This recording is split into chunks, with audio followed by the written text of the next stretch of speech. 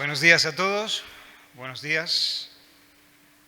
Hoy día nos toca seguir sobre este programa que tenemos que está muy bueno, que es de mucha bendición en los pasos de nuestro Señor. Hoy es Marcos capítulo 2, vamos a leer del 18 al 22.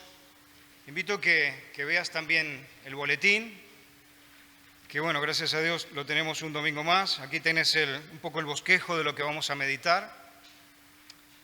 Vamos a meditar sobre el tema de Jesús y el ayuno. Vamos a hacernos unas preguntas para meditar sobre la pista de la pregunta que le hacen con doble sentido al Señor. Vamos a ver cómo el Señor responde a esta pregunta. Vamos a ver unas ilustraciones que refuerzan en modo magistral la enseñanza de Cristo. Y bueno, dice así el Evangelio: y los discípulos de Juan y los de los fariseos ayunaban y vinieron y le dijeron: ¿por qué los discípulos de Juan y los de los fariseos ayunan y tus discípulos no ayunan?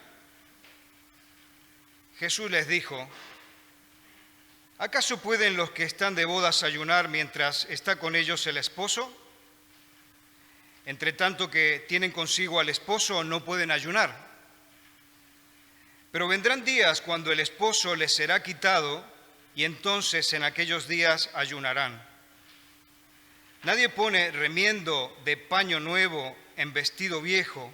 De otra manera, el mismo remiendo nuevo tira de lo viejo y se hace peor la rotura. Y nadie echa vino nuevo en odres viejos. De otra manera, el vino nuevo rompe los odres, y el vino se derrama, y los odres se pierden. Pero el vino nuevo en odres nuevos se ha de echar. Vamos a pedirle al Señor de nuevo que nos ayude. Señor, gracias por tu presencia aquí. Señor, tu Espíritu inspiró las Escrituras y también está trabajando en medio nuestro. Si no fuera por ti, estaríamos allí perdidos sin rumbo. Pero gracias, porque estamos aquí y nos podemos exponer al Evangelio y tú puedes trabajar en nosotros. Pido que nos ayudes para entender lo que nos quieres decir. Pido, Señor, que tu Espíritu nos ayude a entender y a aplicar lo que tú quieres que aprendamos esta mañana. En el nombre de Jesús, amén. Y bueno, aquí estamos, delante de este texto. El camino cristiano es complejo, es un camino difícil. Y como he orado, si no fuera por el Espíritu de Cristo, ninguno de nosotros estaría aquí en pie. Cuando pienso aquí donde estoy hablándoles y compartiendo, pienso en todos los que han venido a enseñar desde aquí. Y la verdad que uno se siente muy pequeñito, ¿no? De hecho, ahora miro que Manuel nos ha venido a visitar y digo, me sentaría allí y le diría que venga a explicarnos él. Pero aquí estamos. No se trata de la grandeza del que está aquí parado, sino que se trata de la grandeza de nuestro Dios, de la obra de nuestro Salvador, el Señor Jesucristo, de lo que ha hecho Él por nosotros, de lo que está haciendo en mí, porque esta semana me ha hecho pensar sobre todo esto que vamos a ver. Y también se trata de cómo vamos a reaccionar. ¿Cómo voy a reaccionar yo? El Señor me está poniendo en discusión estos días con estos versos que he estado considerando. ¿Qué va a ser mi corazón? ¿Va a seguir a su aire, por su cuenta? ¿O voy a tomar en cuenta eso que el Señor me está diciendo a través del Evangelio? ¿Me voy a poner en discusión y voy a hacer las mejoras que Él me pide? De eso se trata, entrar en el reino de los cielos. Aquí el Señor ya ha avanzado en su ministerio de la predicación. Este ministerio que veíamos, ¿no?, en Marcos capítulo 1, 14, que se iniciaba y el Señor decía: arrepentíos, el reino de los cielos se ha acercado. Y el reino de los cielos está aquí, en medio nuestro. No hay que ir a buscarlo a ningún lado, está aquí, en medio nuestro. y el Señor quiere que entremos. Una de las formas de entrar en el reino es, como hemos cantado, reconociendo que es el Señor. Pero ahora que entendemos su enseñanza, tenemos que aferrarla y aplicarla a nuestra vida. Jesús ha comenzado su ministerio, como hemos venido viendo en predicaciones anteriores. Su mensaje comienza a crecer, comienza a expandirse por allí, por Galilea, Capernaum y todo ese sector. Y notamos que existe una confrontación automática entre lo que el Señor está enseñando, ese mensaje que impacta allí a la sociedad, como nos está impactando a fecha de hoy a nosotros, pero toda esa religión dominante intenta confrontar al Señor. Lo veíamos hace unos días, que a mí me tocaba, por ejemplo, hablar sobre cuando el Señor tuvo que sanar a este paralítico, que dice, tus pecados te son perdonados, y hay una confrontación, los fariseos saltan al Señor y le dicen, pero ¿quién es este que blasfema? ¿Qué está diciendo? Pero ahora viene otro tipo de confrontación. Y nuestro texto de hoy nos dice que viene y surge de parte de los discípulos de Juan el Bautista. Como vemos, de nuevo es una batalla diferente que la que veíamos en la anterior predicación que me tocó a mí, porque ahí fue más frontal.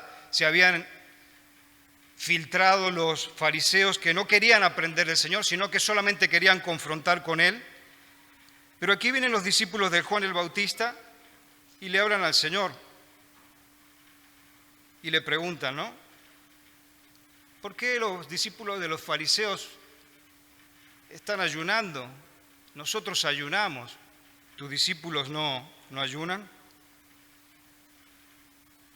Vamos a ver un video corto que nos servirá un poco como nos decía siempre Eduardo Brasier, ¿no? ¿Pueden imaginar la situación de lo que ha hablado aquí Jesús? Hay un video corto que me ha gustado que nos va a transmitir un poco la idea de lo que Jesús quiso decir cuando habla de esta boda, diciendo que Él ha venido y es como una boda, como un banquete que se está celebrando, y nosotros queremos entender qué sensaciones hay en una boda. Vamos a verlo, ¿está listo?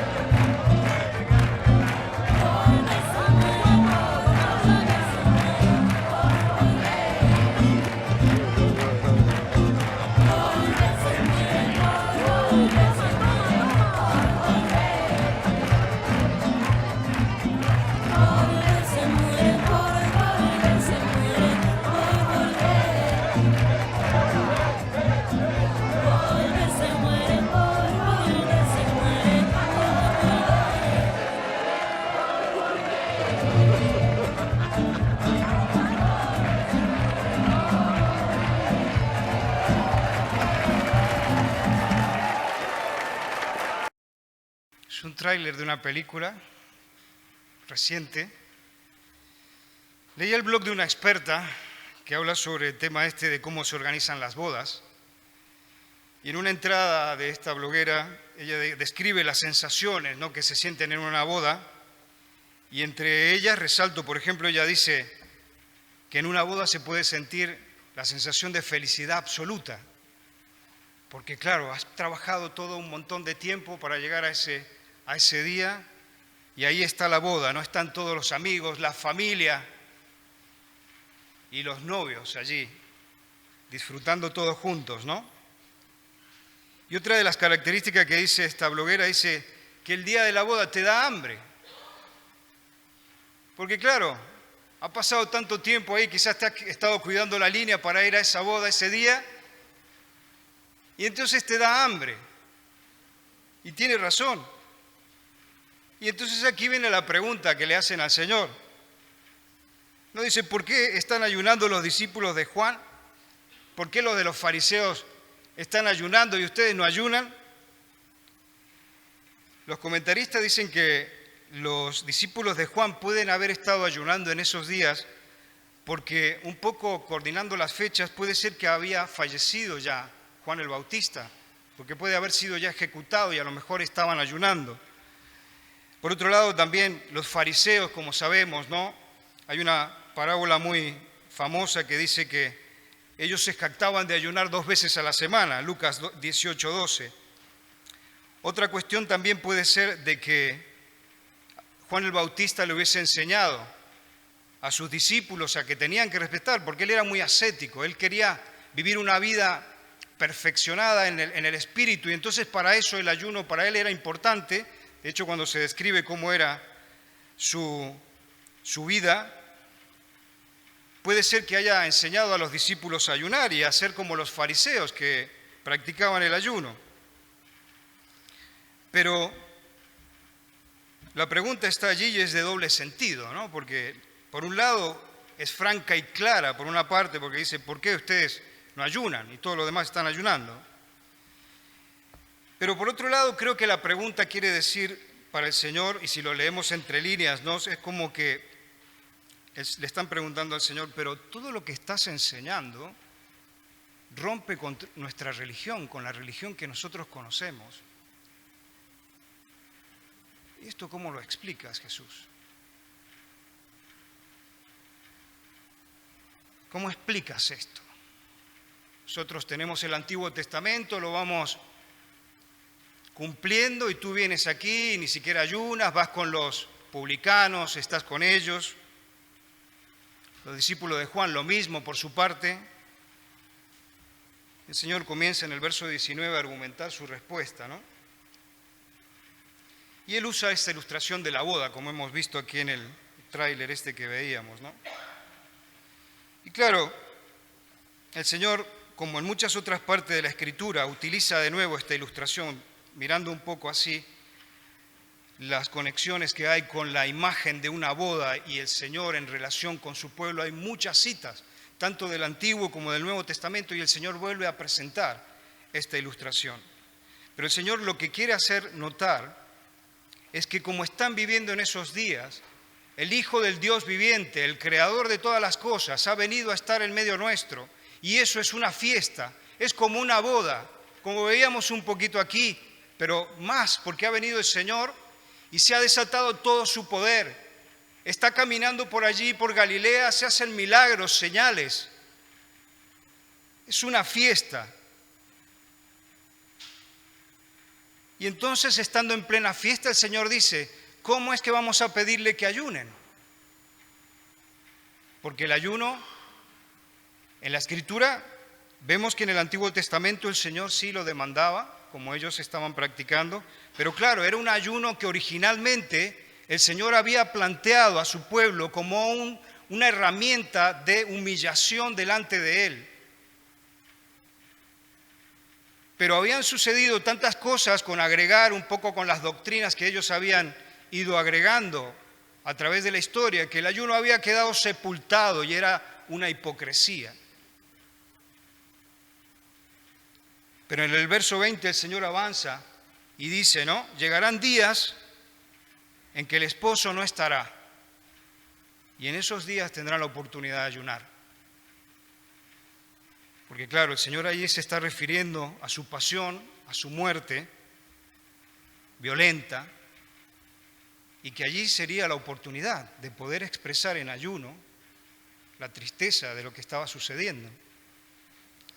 Pero a mí personalmente esto me ha hecho pensar de que sí, el Señor se refería a aquellos discípulos de aquella época, pero también creo que el Señor nos ha pensado siempre a nosotros, ¿no? La Escritura dice, los que creerán por medio de ellos somos nosotros. Y entonces ha venido una conexión para fecha de hoy, porque al final la Escritura tiene que ver con nosotros hoy, no es que tenemos que hacer un análisis histórico solamente. Algunos también entre las juntadas que hemos tenido estos días me preguntaban, pero aquí en esta iglesia no ayunan, nunca ayunan. Yo de la iglesia donde venía ayunábamos, ahora que tienen que buscar pastor y esto, ¿qué pasa? ¿Por qué nadie ayuna? ¿Qué pasa? Entonces, creo que es bueno que meditemos, creo que el Señor quiere que meditemos sobre este tema del ayuno. Entonces nos tenemos que preguntar, ¿nosotros ayunamos? ¿Cuándo fue la última vez que hicimos un ayuno? Yo creo que el ayuno es un tema complejo y ahora en la fecha que vivimos creo que tenemos una iglesia muy diversa. Yo siempre hablo de dos polos que tenemos en nuestra iglesia evangélica, que tenemos un polo muy carismático y tenemos un polo que podríamos llamarle hipercalvinista, ¿no? O mucho más reformado. Y es la realidad de nuestra iglesia evangélica. Entonces, ¿cómo se mueve el ayuno en nuestra realidad? Y bueno, por una parte debemos decir, el polo más carismático, el ayuno viene muy vivido, ¿no? Muy celebrado, se hacen cadenas de ayuno y oración. Y tenemos por el otro lado el otro polo que no lo practica, porque la doctrina no lleva a practicar el ayuno. Entonces, hoy día creo que el Señor nos invita a hacer un equilibrio, un balance que necesitamos como pueblo evangélico, tener un equilibrio, un balance. El Señor creo que desea que esta mañana de nuevo, el otro día, si lo recuerdan, se nos habló en el tema de la vida equilibrada sobre la alimentación. De hecho, me gustó mucho de hablar con jóvenes estos días que le están dando vueltas al tema de la necesidad de que tenemos que cuidar la cuestión alimentaria. Manuel también ya había enseñado otras veces sobre el tema de la alimentación y ahora el Señor lo vuelve a poner por medio del ayuno. El ayuno se ha puesto muy de moda también en el ámbito de ponerse en forma, el fitness se habla del ayuno intermitente, se habla como que es una herramienta que te puede ayudar a ponerte muy bien a nivel físico, pero en la iglesia, ¿qué pasa? De nuevo el tema de la alimentación, ¿no? El Señor es soberano. En nuestro credo entendemos que el Señor es soberano de todas las cosas. Recién orábamos por las ofrendas. El Señor es soberano sobre el ámbito financiero y económico. Y el Señor es soberano sobre la alimentación también. Por lo tanto, nos tenemos que poner en discusión respecto de esto. Creo que la alimentación es un modo de comunicar. Vamos a ir viéndolo desde el punto de vista bíblico, pero también está un modo de comunicar de parte del hombre, ¿no? Y vamos a ver el significado bíblico de la alimentación y del ayuno específicamente. En la perspectiva del hombre, la alimentación es dar un mensaje permanentemente. Tenemos una PPT, hay una presentación. Hay unos platos allí que nos van a ayudar a visualizar un poco más este tema de la comunicación a través de la alimentación. Más adelante hay unos platos, porque me llamaba la atención, hay un estilo de comer europeo, hay un estilo de comer americano, y entonces se comunica a través de la comida, tú vas comunicando del modo que cómo utilizas los cubiertos, si los cambias de mano o no, cómo los pones arriba del plato. Por ejemplo, aquí tenemos esta imagen que dice, en el estilo americano, si queremos demostrar una pausa comiendo, ponemos los cubiertos así. Y en el estilo europeo los ponemos de esa forma, de la otra que estamos viendo allí, ¿no?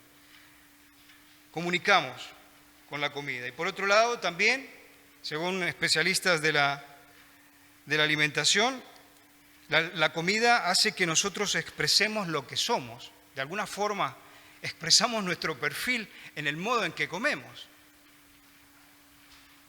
Así tenemos perfiles como el dietante, que siempre está a dieta, ¿no? Siempre una dieta nueva, a ver, ha salido la dieta de esto, la dieta de lo otro.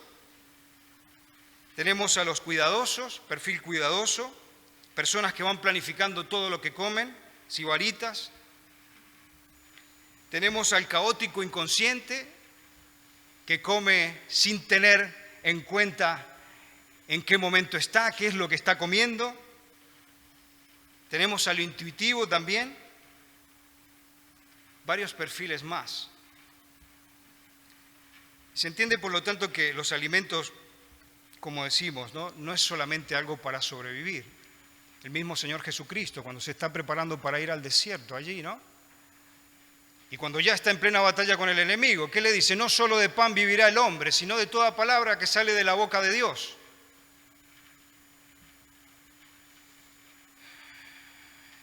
La alimentación es un medio de comunicar entre las personas.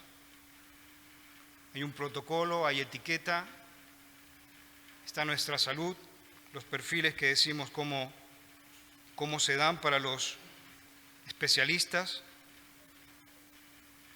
Por el otro lado está el tema de la visión de la Escritura, que la Escritura no deja de lado el alimento. Jesús aquí lo está tocando.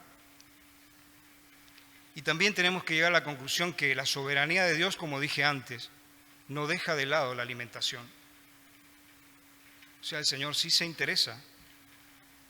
¿Qué estamos comiendo? ¿Cómo lo estamos comiendo? Y entonces nos tenemos que preguntar, ¿honra al Señor el modo en que estoy comiendo? Todo esto no es algo que sea extraño para el Señor. Y bueno, el Señor nos ha dicho en esta mañana, los discípulos, cuando yo no esté, van a ayunar.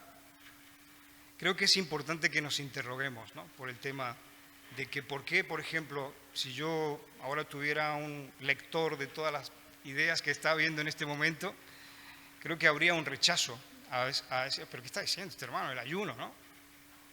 Quizás no. Pero yo creo que el Señor me lleva a ti y a mí a encontrar ese equilibrio en el tema del ayuno. Creo que podemos hablar de dos obstáculos que hacen que no seamos propensos a ayunar. Creo que el primero de ellos es la mala reputación que viene desde el medioevo con el tema del ayuno, de que claro, se creía antiguamente que era una obra que te ayudaba a ganar un poquito más de tu salvación. Y en nuestro perfil evangélico, claro, nosotros hemos entendido que eso no es necesario, porque es única y suficiente la obra de Cristo en la cruz y no hay más nada que se pueda hacer. Por lo tanto, sí, puede ser un argumento por el cual decimos, mira, no, el Señor ya lo hizo todo y por eso el ayuno para mí no tiene sentido. Creo que, en segundo lugar, es interesante que analicemos el efecto de la publicidad en nuestras vidas. Y bueno, yo trabajo un poco en todo esto y sé el efecto que tiene la publicidad en los consumidores. Creo que la publicidad está diseñada para que cambie nuestra forma de pensar. Y así, por ejemplo, hoy en día, creo que todos no nos sentiríamos personas normales si no comemos 3 veces al día con algunos pica pica entre medio de las comidas, ¿no? Entonces creo que esa idea que nos ha metido la publicidad, el marketing en nuestras mentes, también pesa mucho para que nosotros reaccionemos delante del ayuno, ¿no? Y claro, con este efecto publicitario, también es interesante volver a considerar estadísticas. A mí me gusta mirarlas un poco porque nos dan la tendencia de cómo está la sociedad. Y leía una estadística de la FAO, que es de las Naciones Unidas en cuanto a alimentación. Y claro, por ejemplo, yo hice mi cálculo de calorías que yo necesitaría por día, ¿no? Porque claro, estoy ahí que el Señor me está hablando y bueno, ¿y yo cuánto como, no? Yo no necesitaría más de 1.500 calorías al día, pero como entro un poco en el perfil de inconsciente que decía antes, entonces el Señor quiere que yo ajuste unas tuercas, ¿no? Pero siguiendo un poco la estadística, lo máximo sería consumir unas 2.000 calorías, dicen los expertos. Pero claro, en los países industrializados superamos una media de 3.340 kilocalorías diarias, que es mucho en los países industrializados. Por ejemplo, en el caso de aquí de Europa, Dinamarca está a la cabeza y del mundo, consumen 3.780 kilocalorías diarias. Después, bueno, sigue en la lista Estados Unidos, pero antes de Estados Unidos está Portugal, está Irlanda, que están por sobre las 3.600 calorías. Es una barbaridad, y eso tiene que ver también una conexión con lo que decía Miguel hace unas predicaciones atrás, de que a nivel espiritual muchos se dejan estar, porque dicen, bueno, estamos bien a nivel espiritual, entonces no pasa nada, vamos a comer lo que haga falta, ¿no? España se queda en el puesto 15, según esta estadística, llegando a las 3.290 kilocalorías de media. Entonces, claro, todo esto tiene que afectarnos de alguna manera, hermanos y hermanas. El hecho de que para muchos cristianos el ayuno se ha transformado en algo obsoleto no quiere decir que sea verdad. Y por otro lado, tampoco podemos caer en el error que está sucediendo en muchas iglesias. Podemos poner otra imagen allí que sale en un cartel. Más adelante, que dice cadena de ayuno. Ahí está. Vi un montón de publicidades de este tipo. Cadena de ayuno y oración para esto, cadena y ayuno y oración para aquello, cadena de ayuno para tal, para cual. Semana de poder.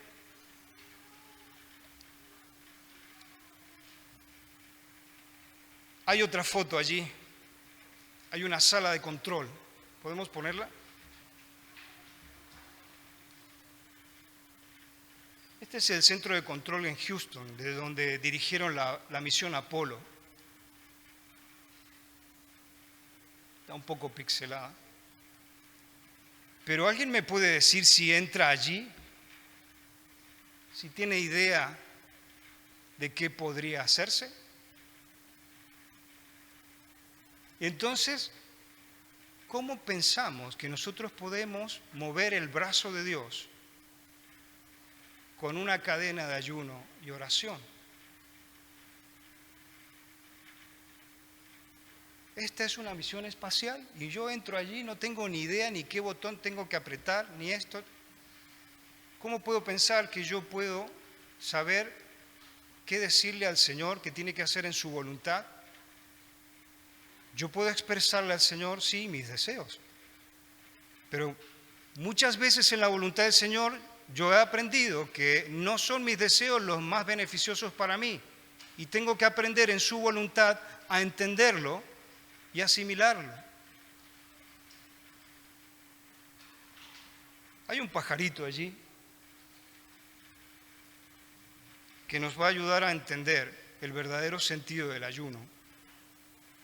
Porque el significado bíblico del ayuno no tiene que ver con que hagamos una dieta para ponernos en forma y en línea, tampoco tiene que ver con mover el brazo de Dios. Todavía me acuerdo de esta frase, yo era muy joven, escuchaba en la iglesia, vamos a hacer cadena de ayuno y oración, vamos a mover el brazo del Señor para que haga esto o lo otro. Cristian se ríe.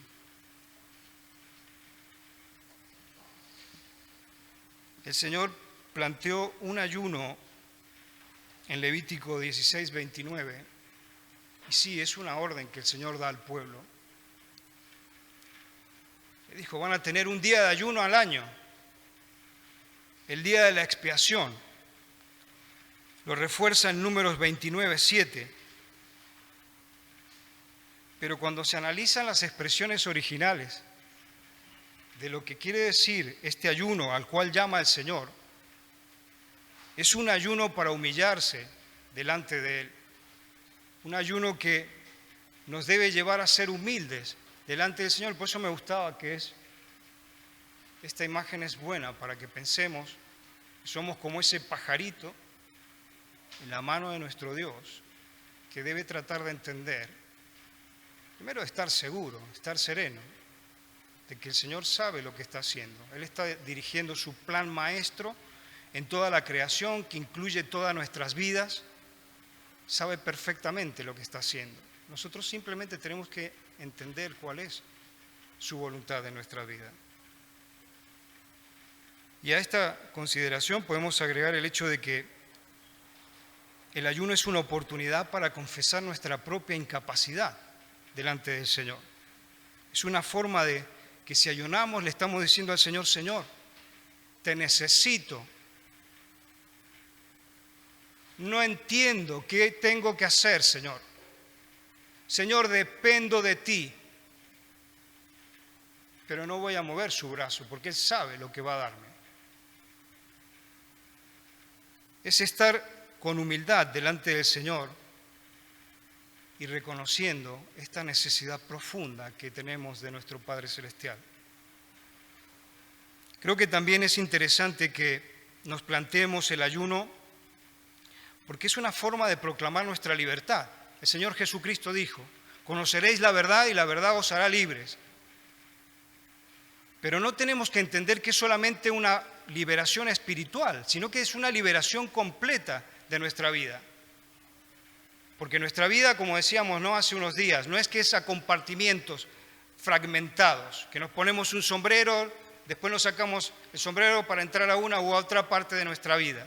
No, el Señor es soberano sobre toda nuestra vida.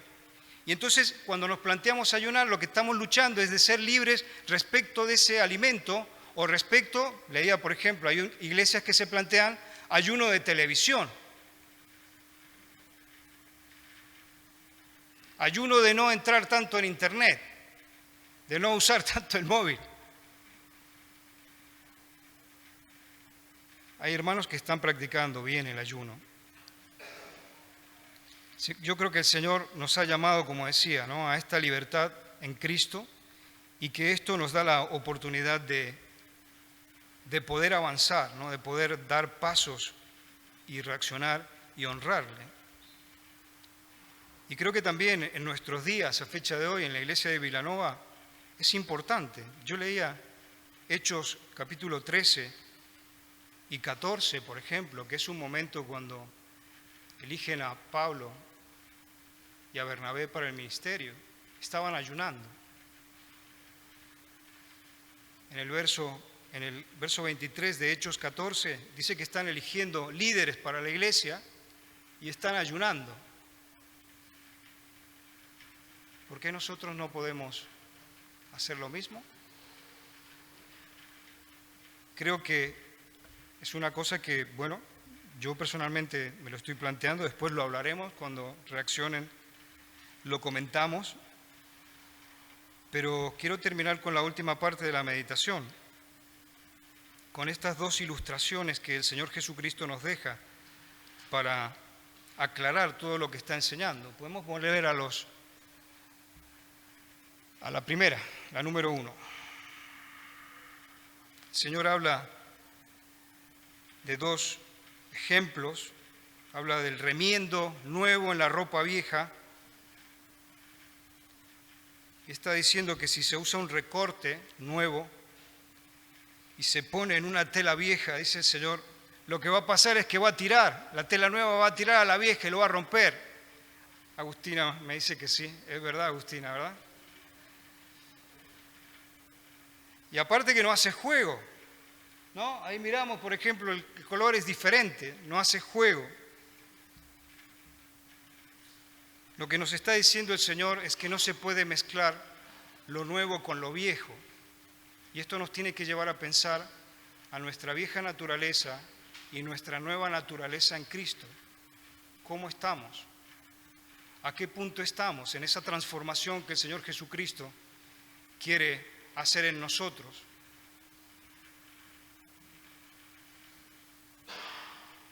Hoy en día, a fecha de hoy el Señor nos está planteando algo a través del Evangelio, ese vino nuevo que el Señor está esparciendo. ¿Cómo lo vamos a tomar? Y entonces el Señor lanza de nuevo, el tema de los odres, esa segunda ilustración que va a reforzar esta que hemos dicho del remiendo. Y los odres son esas botas, como se conocen aquí también, en mi país se conocen esas botas de cuero en la cual se pone el vino y se toma así. Antes era muy común que se ponía el vino en esos recipientes. Y Jesús dice, no se puede poner el vino nuevo en un odre viejo porque está fermentando, y lo va a reventar. Y de la misma forma el Señor está diciendo, no se puede poner el Evangelio en uno que tiene una naturaleza vieja porque no funciona. No sirve para él el Evangelio y se rompe esa persona. De hecho, vemos mucha gente que viene a la iglesia y se va, ¿no? No vuelven nunca más. El Evangelio está fermentando y si no fermenta tenemos que preguntarnos, ¿qué pasa que no reacciono al Evangelio? ¿Qué pasa que no entiendo lo que el Señor me quiere decir? El Señor dice, el resultado, si el odre es viejo y el vino es nuevo, los odres se rompen y se pierde el vino y se pierde el odre. También creo que esto nos tiene que llevar a pensar no en el conservadurismo. Nosotros somos una iglesia aquí con muchos años. Tenemos nuestras liturgias. Muchas veces si no se hacen las cosas de tal o cual, con tal cual procedimiento, y hay algo que no funciona, creo que el Señor quiere que pensemos qué tipo de odres somos, cómo vamos a reaccionar ante lo que el Señor nos está diciendo. Yo frenaré aquí, daremos paso a la cena del Señor. Creo que es un momento para volver de nuevo a la intimidad con Él, a pedir que nos renueve, a pedir que nos ayude, porque sin Él, como estábamos diciendo, ¿no? Como ese pajarito en sus manos, entender su voluntad en nuestras vidas.